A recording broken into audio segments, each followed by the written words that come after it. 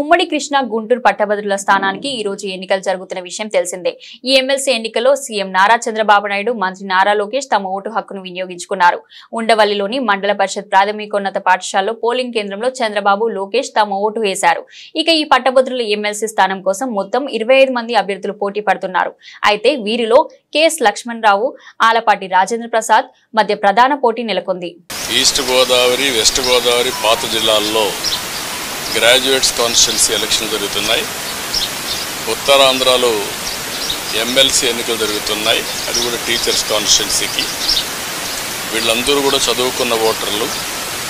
నేను అందరికీ ఒకటే విజ్ఞప్తి చేస్తున్నా, ఓటు వేయడం అనేది మన బాధ్యత. ప్రతి ఒక్కరూ కూడా మీ ఓటు హక్కుని ఉపయోగించుకుని బాధ్యత నెరవేర్చాల్సిన అవసరం ఉంది.